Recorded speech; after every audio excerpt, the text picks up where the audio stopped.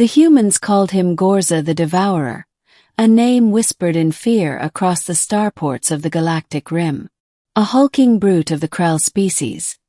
His scarred hide bore the marks of countless battles, and his reputation was that of a merciless raider who left only ruin in his wake.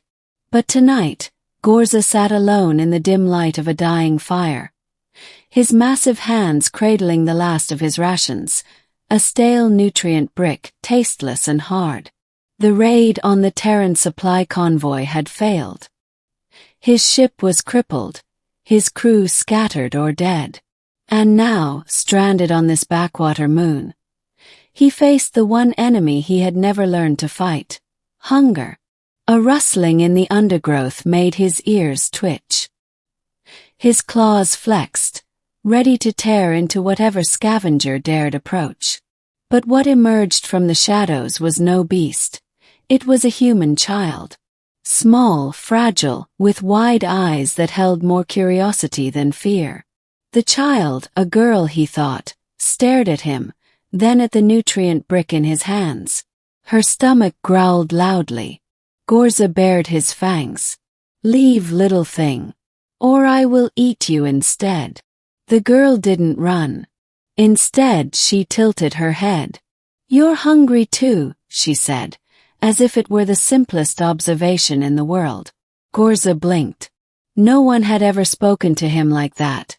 Not with pity, not with fear, just understanding. Before he could respond, the girl reached into her tattered coat and pulled out a small, wrinkled fruit. She held it out to him. "Here. It's sweet." Ghorza stared at the offering. His instincts screamed at him to take it, to devour it and the girl both if necessary. But something else, something buried deep beneath years of violence, stirred instead. Slowly, he broke the nutrient brick in half and held one piece out to her. The girl's face lit up. She took it with both hands and sat beside him, chewing happily. Ghorza watched her, then took a bite of the fruit. It was sweet. Days passed. The girl, Lena, returned every evening, bringing whatever scraps she had scavenged. Ghorza, in turn, shared what little he had. He learned that she was an orphan, surviving alone in the ruins of a mining outpost. Humans had once lived here, before the corporate wars turned the moon into a wasteland. "Why aren't you afraid of me?" he asked one night as they huddled near the fire. Lena shrugged. "You could have eaten me that first night. But you didn't." Ghorza grunted. "Maybe I was just waiting for you to get fatter." Lena giggled as if he'd told a joke. The sound unsettled him. No one had ever laughed in his presence before. Then the raiders came. Ghorza smelled the smoke before he saw the flames. Lena's hideout, a crumbling storage shack, was burning. He heard screams. Human voices. Without thinking, he charged. The raiders were human too.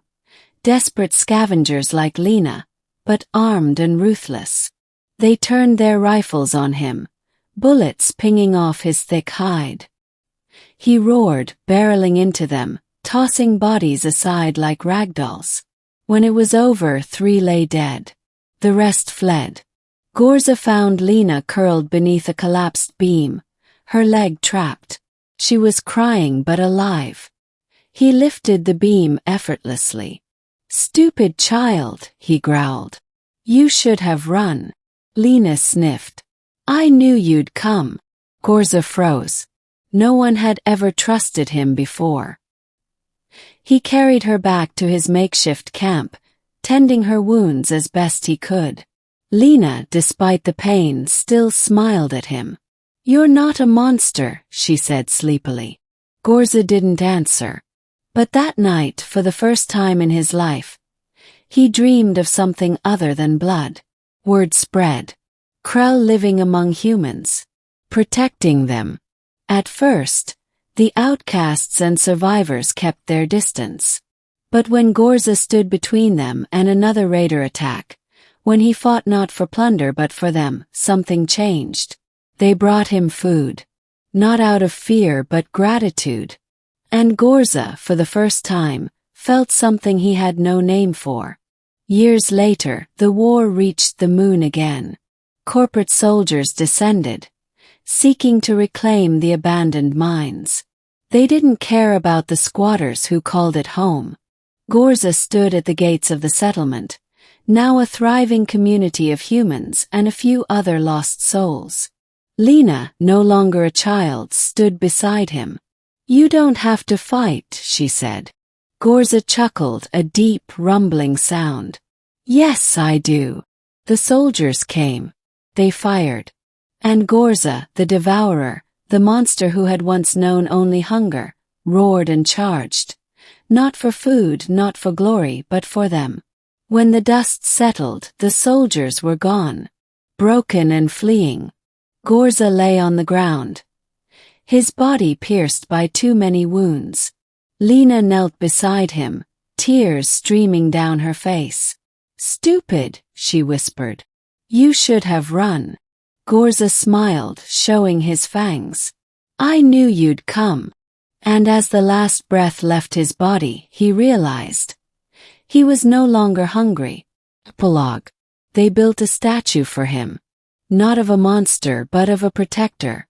And sometimes when the wind howled through the ruins, the settlers swore they could still hear his growl, not in anger but in contentment.